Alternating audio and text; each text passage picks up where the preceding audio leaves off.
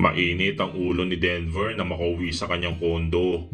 Kumuha siya ng malamig na beer sa ref at agad na tinungga iyon. Buti na lang wala ngayon ang kanyang mama. Kung hindi, siguradong masasabihan na naman siya nito. Hindi na niya alam kung ano pang gagawin para mahanap lang si Charlotte. Padabog na umupo siya sa sofa at hinilot ang kanyang sentido. Nawawala na siya ng pag-asa. Napakahirap maghanap sa taong sadyang ayaw talaga magpakita.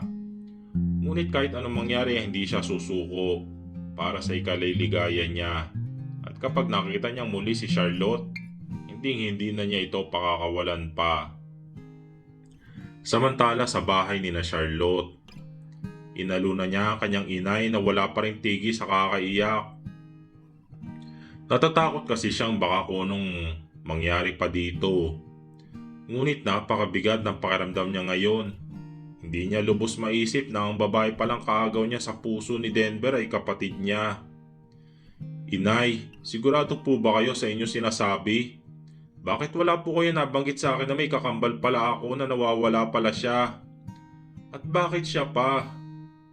Sunod-sunod na tanong niya sa ina. Hindi ko sinabi sa iyo anak dahil nasasaktan lamang ako sa tuwing naaalala ko siya. Ika-1 taon yun na mawala ang kapatid mo. Birthday niyo noon na nakawin siya ni Divina, ang matalik kong kaibigan. Malungkot na pahayag nito. Divina po? Bakit naman po niya nagawa yun? Sa anong dahilan? Matalik niyo po siyang kaibigan, hindi ba? Nagugulo ang muling tanong niya sa ina. Oo anak, matalik ko siyang kaibigan. Nagtatrabaho kami noon sa isang pabrika sa Laguna. Nang makatrabaho namin ang iyong ama, naging kaibigan din namin siya. Ngunit alam ko na may pagtingin si Divina sa itay mo. Palagi niya kinukwento sa akin yun. Pero wala namang pagtingin ng itay mo sa kanya. Ngunit isang araw, hindi nakapagpigil si Divina. Nasa boarding house kami noon umiinom. Nagtapat siya ng pagtingin sa iyong itay, ngunit harap-harapan ito sinabi na hindi niya gusto si Divina, kundi ako ang mahal niya. Kaya pala nakipaglapit siya sa amin dahil sa akin. Simula noon nagbago na si Divina. Naging malayo na siya sa akin. Kahit magkasama kami sa isang boarding house, parang hindi niya ako nakikita.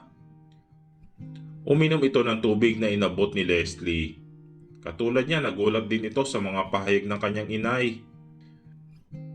Sinubukan kong iwasan ang inyong ama noon para lamang sa kanya. Ngunit napakakulit nito. Hindi tumigil sa panliligaw sa akin. Sa tinagal-tagal ng ganon ang ginagawa niya, nahulog na rin ang loob ko sa kanya. Nagbabuntis niya ako. Kayo na ngayon ni Charlene. Nagpasya kami mag-live-in muna dahil wala pa kaming ipon noon para magpakasal. Pinatigil na niya ako sa pagtatrabaho dahil baka daw mapano ang baby kapag pinilit ko pa. Si Divina, hindi ko na alam kung ano nangyari sa kanya hanggang isang araw. Bigla na lang siya sumulpot ulit sa bahay namin. Masayang-masaya ako noon dahil bumalik na ang matalik kong kaibigan at tinuring ko ng kapatid. Humingi din ako ng tawad sa kanya. Maging ang inyong amay humingi din ng tawad. Nandiyan siya nang nanganak na ako at sa loob ng 1 taon magkasama kami. Hindi ko man napansin na may masama pala siyang binabalak. Dumating ang ika-1 taong gulang ninyo. Masaya pa kami habang naghahanda noon. Siya pa nagbihi sa inyong dalawa. Kinuha ka ng itay mo dahil umiiyak ka noon kaya naiwan si Charlene sa kanya. At iyon na. Nagmalay na kami, wala na si Divina kasama si Charlene. Nag-iwan na sulat si Divina. Sinabi niya nakaganti na siya sa sakit na ginawa namin sa kanya. Patuloy ng kanyang ina. Tila hirap na hirap itong sariwain ang nakaraan. Pero inay, hindi niyo man lang ba siya nahanap? Hindi niyo nireport sa pulis? Tanong niya sa ina. Ginawa namin ang lahat anak. Ngunit hindi nila nahanap si Divina. Pati na ang kapatid mo. Wala ang Divina de Leon. Hindi rin totoo ang address na ginagamit niya. Hindi ko rin alam kung totoo ang pangalan niyang Divina. Pinakalat namin ang kanyang picture kasama ni Charlene.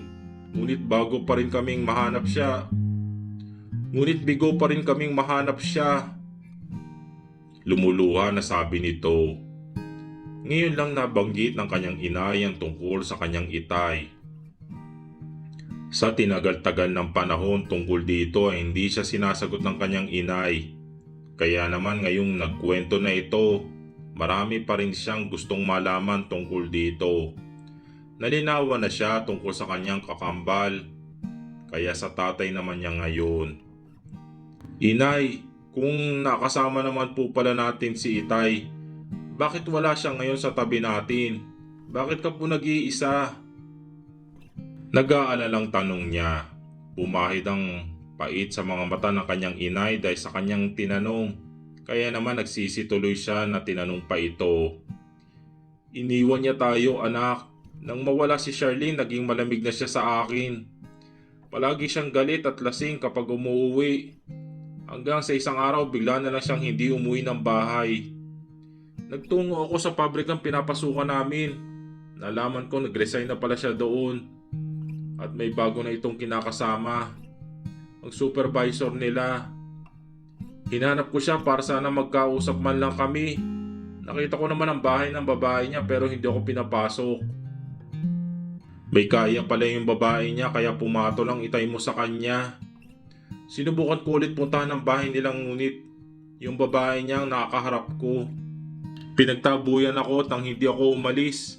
Pinahabol niya ako sa aso. Maraming kagat ang tinamuko. Pinakita niya sa amin ang mga bakas ng kagat sa hita nito at kamay. Akala ni Charlotte noon na nakuha lamang ng inay niya ito sa pagtatrabaho. Yun pala, bakas ito ng kawalang hiyaan ng kanyang ama at ng babae nito.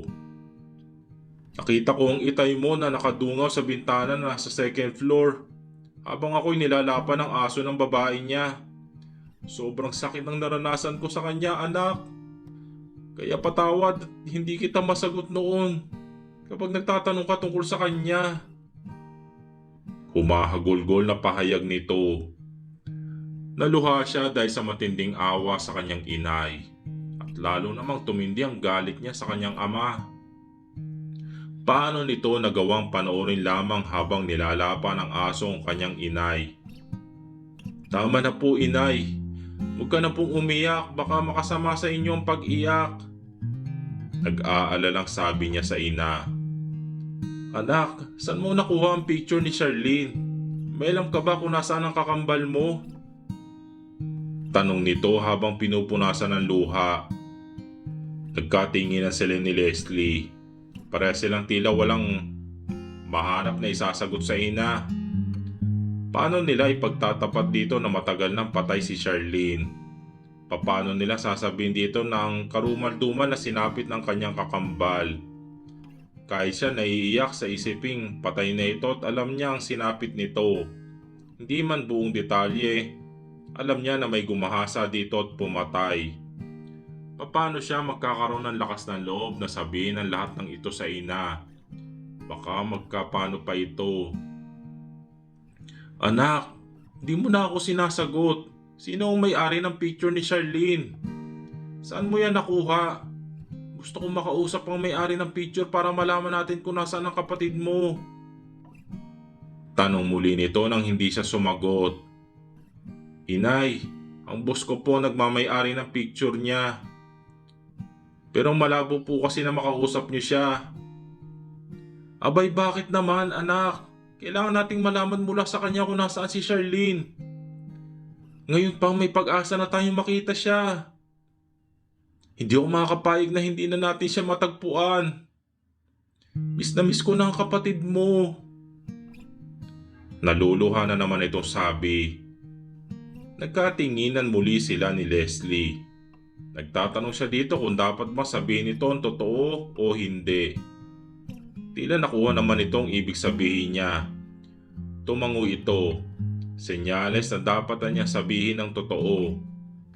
Inay, tatagan niyo po sana ang loob niyo, ha? Panimula niya. Bakit, anak ko? Alam mo ba kung nasaan si Charlene? Excited na tanong nito. Napabuntong hininga si Charlotte. Ginagap ang kamay ng ina bago nagsalitang muli. Masakit para sa kanya na sabihin ito sa ina, ngunit ito ang nararapat kesa naman patuloy lamang itong umaasa na makikita pa ang kanyang kakambal. Di pa man siya nagsasalita ay pumutak na ang kanyang luha. Napakasakit para sa kanya na malamang kakambal pala niya ang kanyang kinaiinggitan at batid niya ang sinapit nito. Nakaramdam tuloy siya ngayon ng pagkukonsensya. Nangunot naman ang noo ng kanyang inay. Tila nagtataka ito kung bakit siya umiiyak. "Inay, patay na po si Charlene." Halos hindi lumalabas ang kanyang boses na sabihin niya iyon. Awang ang bibig na napatingin ito sa kanya. Anong sinasabi mo, anak?" Tila lutang na tanong nito. Mahigit 8 taon na pong pumanaw si Charlene, inay."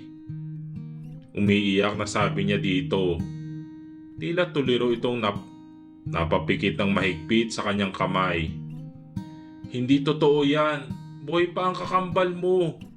Hindi ito magagawa sa akin ang panganay ko. Hindi ko pa siya nakikita o nayayakap man lang. Ang anak ko, Charlene! Ang anak ko!" Hiyaw nito habang walang tigil sa pag-iyak. Halos madurog naman ang puso ng magkaibigan sa may edad na ginang. Niyakap na lang ito ng mahigpit ni Charlotte. Lumapit naman si Leslie at hinagod ang likod nito habang umiiyak din. Nang makabawi na ang kanyang inay, sinabi nito na samahan niya ito sa nagmamay-ari ng picture. Tatanggi sana siya, ngunit umiyak na naman ito nang hindi siya nagsalita at nagmakaawa sa kanya.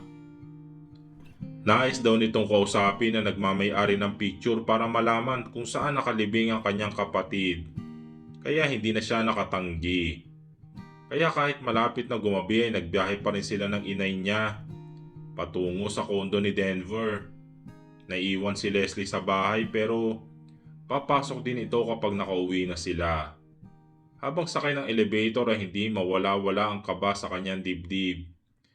Natatakot siya sa maaaring maging reaksyon ni Denver kapag nakita siya. At mas natatakot siya sa sarili dahil hindi niya alam kung kaya niyang paglabanan ng matinding pananabik dito. Nang nasa tapat na sila ng pinto ng kondo nito, bumuntong hininga muna siya bago pinindot ang doorbell. Napakalakas ng kabog ng kanyang dibdib at tila nanlalamig ang kanyang buong katawan. Ang kanyang inay naman ay tila sabik na makita ang nagmamay-ari ng picture ni Charlene. Ilang sandali lamang at bumukas ang pinto at iniluwanon ng lalaking kanyang iniibig. Gulat na gulat ito nang makita niya. Tila hindi ito makapaniwala na nasa harapan siya nito. Kinusot pa nito ang mata at muling tumitig sa kanya. "Charlotte!" Tila nagalang ang banggit nito sa pangalan niya. "Ako nga, Denver." Tipid na sagot niya. Bigla siya nitong niyakap ng mahigpit.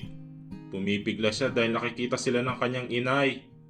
Marahil hindi nito ito napansin. "Denver, bitawan mo ko." Protesta niya.